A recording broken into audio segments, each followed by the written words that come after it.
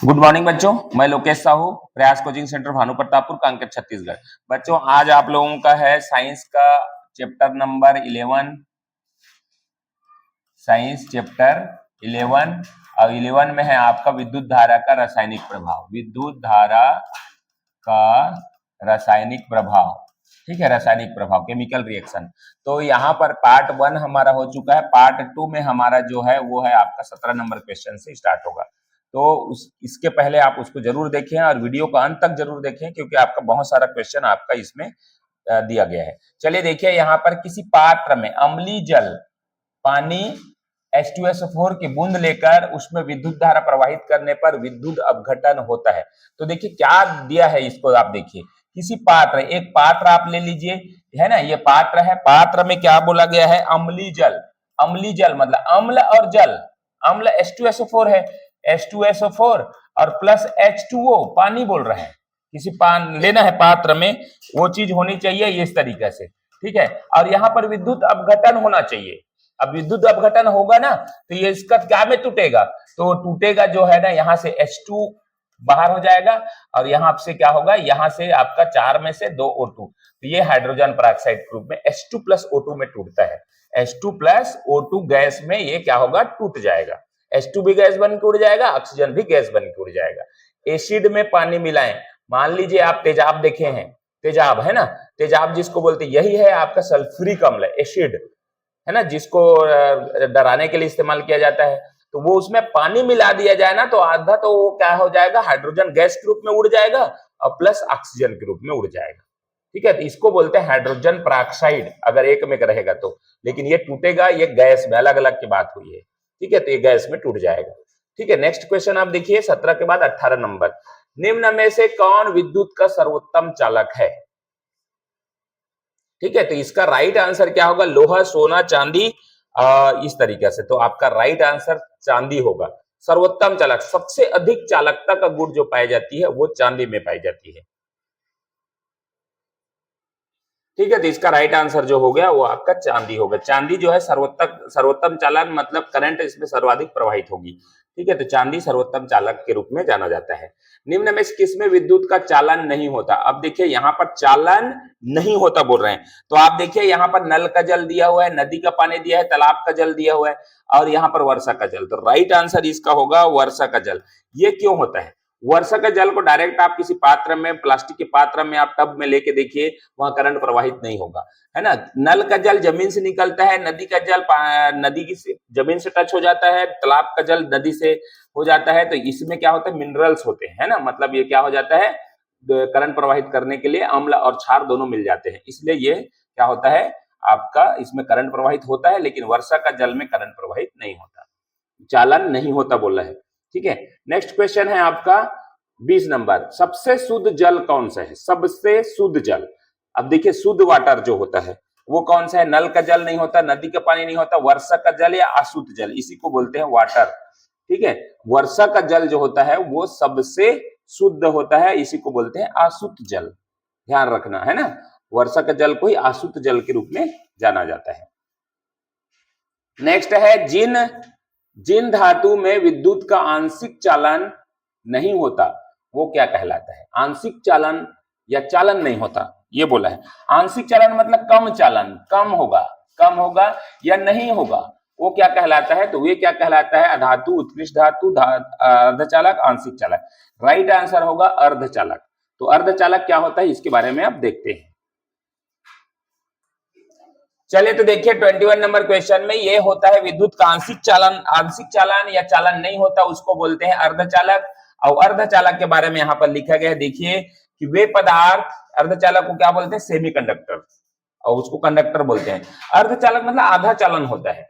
तो देखिए वे पदार्थ जिनमें इलेक्ट्रॉन कुछ खास परिस्थिति से गुजरता है, मतलब एकदम बहुत रेयर रहेगा ना कोई बात, तब जाके उसमें इलेक्ट्रॉन प्रवाहित होगा, ठीक है। अर्धचालक कंडक्टर, चालक व इंसुलेटर मतलब विद्युत रोधी दोनों का काम करता है। जैसे इंसुलेटर क्या होता है, कंडक्टर तो समझ में आता है जिसमें करंट प्रवाहित होता है, सोना, चांदी, लोहा, स्टील, है ना, ये सारे चीज, तांबा, जिंक जो भी है आपका कंडक्टर हो गए। लेकिन आपका इंसुलेटर क्या होता है, विद्युत रोधी क्या होता है है ना, विद्युत रोधी, तो कांच हो गया, लकड़ी हो गया, प्लास्टिक, रबर, बेकेलाइट, एस्बेस्टास। तो आपका सर्किट देखे होंगे, सर्किट फ्यूज, फ्यूज जो लगाते हैं ना, उसमें कैसा रहता है, वो किसका बना रहता है, एस्बेस्टास का बना रहता है। बीच में किसी उसमें रबर लगाया जाता है ना, किसी बीच में आप देखे होंगे कोई भी कंडक्टर रहता है, उसके बीच में रबर का इस्तेमाल किया जाता है, प्लास्टिक का टुकड़ी लगाया जाता है, लकड़ी का गुटका लगाया जाता है। तो ये जो है आपका इंसुलेटर है। मतलब ये इसका क्या है, अर्धचालक में दोनों का गुण पाया जाता है, चालक का भी होता है और इंसुलेटर, दोनों को कंबाइन करके क्या बनाया जाता है, अर्धचालक। अब देखिए यहाँ चालकता, चालकता किस प्रकार से होती है कि ये इसमें अर्धचालक में तो धातुओं से कम होती है। धातु मतलब तांबा, जिंक, लोहा, जो भी है धातु है, उससे चालकता कम होगी, लेकिन इंसुलेटर से ज्यादा होगी। विद्युत रोधी जो होगा ना, ये कांच, लकड़ी, प्लास्टिक, रबर, बेकेलाइट, इससे ज्यादा होगी। यही गुण पाया दोनों में अगर किसी में हो तो उसको बोलते हैं अर्धचालक। ठीक है, अर्धचालक क्या क्या है वो देखिए, silicon, germanium, arsenide, gallium, selenium, ये 5 को आप बिल्कुल याद रख लीजिएगा। इनमें से कौन अर्धचालक में है, कौन नहीं है, ये 5 के अलावा और एक आध दो होंगे तो नहीं है, लेकिन 5 तो आप बिल्कुल याद रखिए। सिलिकॉन चिप, जो भी मोबाइल में चिप रहता है, कोई भी आपका जो चिप से चलता है, वो मेमोरी कार्ड वगैरह हो गया, वो सारा सिलिकॉन का बनता है ना। तो आपका सिलिकॉन क्या चिप किससे बनाया जाता है, कंप्यूटर का चिप अगर बोलेंगे तो सिलिकॉन का बनाया जाता है। ठीक है, नेक्स्ट देखिए, अर्धचालक को चालक गुण में बदलने के लिए डोपिंग प्रक्रिया का प्रयोग करते हैं। अर्धचालक है, उसको पूरा मेरे को चालक बनाना है, तो ये प्रक्रिया होगा एक डोपिंग प्रक्रिया, डोपिंग क्या बोलते हैं उसको, डोपिंग। तो ये क्या होता है, तो ये शुद्ध अर्धचालक, जो भी एक अर्धचालक ले लिया गया, जैसे सिलिकॉन ले लिया गया, सिलिकॉन मेरा अर्धचालक है, उसमें ले लीजिए उचित मात्रा में मेरे को क्या मिला ना, अशुद्धि मिला दिया गया, तो वो मेरा क्या बन जाता है, चालक बन जाता है। ठीक है, तो इस तरीके से आपका डोपिंग प्रक्रिया को भी जानना है। डोपिंग प्रक्रिया का मतलब क्या है, तो अर्धचालक को चालक बनाने का एक प्रोसेस है। प्रोसेस में यह होता है कि अशुद्धि मिलाया जाता है उचित मात्रा में। ठीक है, तो वो जाके आपका चालक का गुण पर ले लेता है। ठीक है, तो ये था अर्धचालक। अब देखिए इसी क्वेश्चन क्या लगा हुआ है, और जर्मेनियम और सिलिकॉन, ठीक है, इसका आपका जो नाम भी दिया है जीई और एसआई, सिलिकॉन, जर्मेनियम और सिलिकॉन धातु हैं। तो ये धातु हैं, अधातु हैं, उत्कृष्ट धातु हैं, अर्धचालक हैं, ये आंशिक चालक है। तो ये अभी अभी हमने देखा 5 जो धातु आपका जो था पीछे में इस तरीके से, है ना, कौन कौन सा था, ये आपका है जर्मेनियम, सिलिकॉन, ठीक है, ये आपका है सिलिकॉन, जर्मेनियम, आर्सेनाइड, गैलियम और सेलेनियम, ये 5 धातु को आप याद रख लीजिएगा, ये है आपका अर्धचालक। ठीक, चलिए, तो ये आपका अर्धचालक हो गया 22 नंबर। नेक्स्ट नंबर क्वेश्चन देखिए 23 नंबर, वे धातु जिनमें कुछ अशुद्धि मिला दिया जाए तो वह चालक बन जाते हैं, कहलाते हैं। तो यही है, अभी हमने देखा डोपिंग प्रक्रिया के द्वारा क्या करते हैं, अर्धचालक के गुण रखते हैं, उसमें डोपिंग प्रक्रिया किया जाता है। मतलब क्या किया जाता है, अशुद्धि मात्रा में मिलाया, अशुद्धि एक पर्याप्त मात्रा में मिलाकर उसको क्या किया जाता है, चालक का गुण बनाया जाता है। तो ये कहलाते हैं सेमीकंडक्टर अर्धचालक। ठीक है, नेक्स्ट है, आप यदि किसी परिपथ में प्रवाहित धारा की दिशा में परिवर्तन न हो, वह धारा क्या कहलाता है, तो ये कहलाता है मेरा डायरेक्ट करंट। शुरुआत मेरा चैप्टर इसी से हुआ था कि डायरेक्ट करंट क्या होता है, दिष्ट धारा क्या होता है। ठीक है, दिष्ट धारा और एक आएगा प्रत्यवर्ती धारा, है ना, अल्टरनेट करंट और डायरेक्ट करंट। तो देखिए यहाँ पर आपका दिष्ट धारा की ये एक पिक्चर है, मतलब आपका दिष्ट धारा किस तरीके से जाता है, तो डायरेक्ट जो है ना, सीधा ट्रांसफार्मर से जो है भी करंट सीधा सीधा आ गया, वो मेरा क्या है, दिष्ट धारा, डायरेक्ट करंट। क्या है, डायरेक्ट करंट। तो बड़ा वाला लाइन अपन बोल सकते हैं याद करने के लिए, तो डायरेक्ट जो करंट होता है वो मेरा कौन सा है, दिष्ट धारा। ठीक है, नेक्स्ट उसी तरीका से है आपका 25 नंबर क्वेश्चन, यदि किसी परिपथ में धारा की दिशा लगातार बदलती रहती है, वह धारा एकांतर क्रम में चलती है, क्या कहलाता है। देखो धारा की दिशा लगातार चलती रहती है ना, और वो जो है करंट की जो दिशा जो है बदलती रहती है, वो कहलाती है। तो ये मेरा 2 पिक्चर इसमें रखा हुआ है, ये मेरा डीसी है, डायरेक्ट करंट सीधा सीधा जा रहा है, ठीक है, और ये जो है आपका इधर भी जा रहा है, इधर भी जा रहा है। मतलब इस तरीके से हम ये पिक्चर के माध्यम से आप भी ले सकते हैं, डायरेक्ट में सीधा सीधा जाएगा।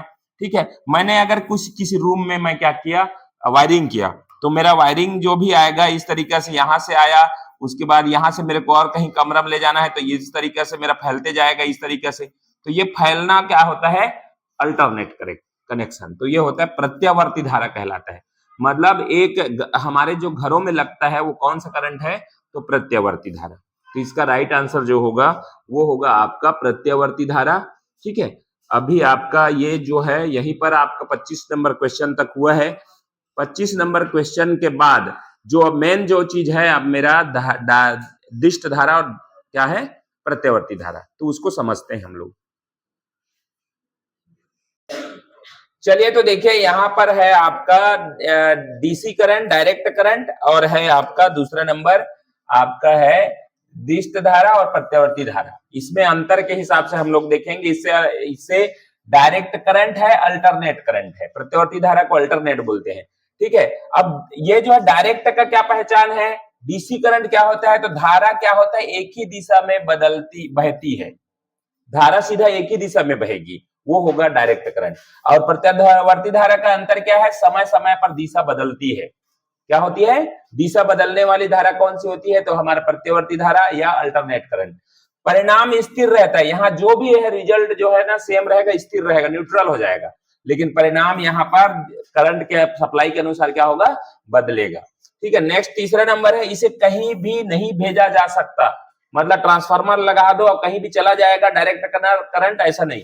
लेकिन अल्टरनेट करंट ट्रांसफार्मर लगा के गांव में जैसे आया तो गांव में ट्रांसफार्मर लगा दो, घरों घर आपका क्या होगा, इस्तेमाल होगा। तो इसीलिए यहाँ पर लिखा गया घरों में प्रयुक्त होने वाला जो करंट है अल्टरनेट करंट है, प्रत्यावर्ती धारा है। ठीक है, नेक्स्ट है आपका इसकी फ्रीक्वेंसी कितनी होती है, तो इसकी फ्रीक्वेंसी होती है 0, आवृत्ति जो होती है 0 होती है। लेकिन अल्टरनेट करंट की, प्रत्यावर्ती धारा की जो आवृत्ति होती है 50 हर्ट्ज होती है। इसका मतलब यह है कि 1 सेकंड में 50 बार दिशा बदल सकती है।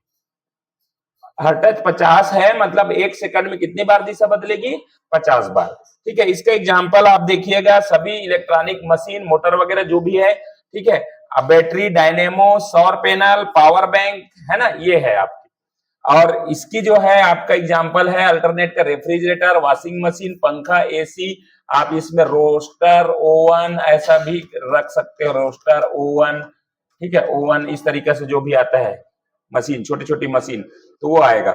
अब देखो यहाँ मेन एक तो बात यहाँ पर ये है, आपको इसको ध्यान देना है, ये वाला, ये पॉइंट आप ध्यान रखिए, ये वाला इन्वर्टर और दूसरा है रेक्टिफायर। ये दो बातें का आपको ध्यान रखिएगा। आपका डायरेक्ट करंट को एसी में कौन बदल सकता है, तो ये है इन्वर्टर लगाते हैं हम लोग घर में। घरों में इन्वर्टर लगाया जाता है, बड़े बड़े जो टाकीज वगैरह में इन्वर्टर लगाया जाता है बैकअप के लिए। तो डायरेक्ट करंट है ना, उसको एसी में, अल्टरनेट करंट में। अभी डायरेक्ट करंट मतलब क्या होता है, दिष्ट धारा, ध्यान रखना, दिष्ट धारा को प्रत्यावर्ती धारा में बदलने के लिए किसका इस्तेमाल करते हैं, तो ये है आपका प्रत्यावर्ती धारा, है ना, इसका इस्तेमाल करते हैं। दिष्ट धारा को प्रत्यावर्ती धारा में बदलने के लिए क्या करते हैं, इन्वर्टर का इस्तेमाल करते हैं। मतलब इन्वर्टर आप लगाएंगे तो आपको उसको एसी करंट में बदल सकते हैं। दूसरा बात उसी तरीके से उल्टा, एसी करंट मतलब प्रत्यावर्ती धारा को दिष्ट धारा में बदलने के लिए किसका इस्तेमाल करते हैं, रेक्टिफायर। तो ये भी आपको ध्यान रखना है, रेक्टिफायर। ठीक है, तो प्रत्यावर्ती धारा को इसमें बदलने के लिए क्या करते हैं, रेक्टिफायर का इस्तेमाल करते हैं। ठीक है, तो ये इसी तरीके से एक और है डीसी मोटर। डीसी मोटर को बदलना, डीसी मोटर काम क्या करता है, डीसी मोटर तो ये क्या करता है, विद्युत ऊर्जा को क्या करता है, विद्युत ऊर्जा को बदलता है, विद्युत ऊर्जा को मशीन ऊर्जा में बदलता है, मतलब यांत्रिक ऊर्जा में बदलता है, यांत्रिक ऊर्जा में बदलता है। एक पॉइंट इसको आप नोट कर सकते हैं, है ना, डीसी मोटर विद्युत ऊर्जा को क्या करता है, यांत्रिक ऊर्जा, मशीन वाले ऊर्जा में बदलता है, मशीनी ऊर्जा, विद्युत ऊर्जा को यांत्रिक एकदम मशीन होता है, मशीनी ऊर्जा में बदलता है। तो ये था मेरा प्रत्यावर्ती धारा और जो था क्या, दिष्ट धारा। तो इसके बारे में खास बहुत बहुत बड़े बड़े पॉइंट इसमें आ गया है, आप इसको क्या करें, याद करें, और अंतर के हिसाब से आप याद करें, और कौन कौन से चेंज करने का जो भी आपका इसमें लगा हुआ है, रेक्टिफायर, इन्वर्टर, इसको बिल्कुल आप याद रखें। तो चलिए ये इस वीडियो को यहीं पर समाप्त करते हैं। वीडियो को अच्छा लगा तो लाइक शेयर करें, चैनल को सब्सक्राइब करें। और इसके बाद वाला जो क्वेश्चन जो आएगा हमारा 25-26 वाला जो पार्ट 3 में आएगा। तो चलिए वीडियो को यहीं पर समाप्त करते हैं। धन्यवाद।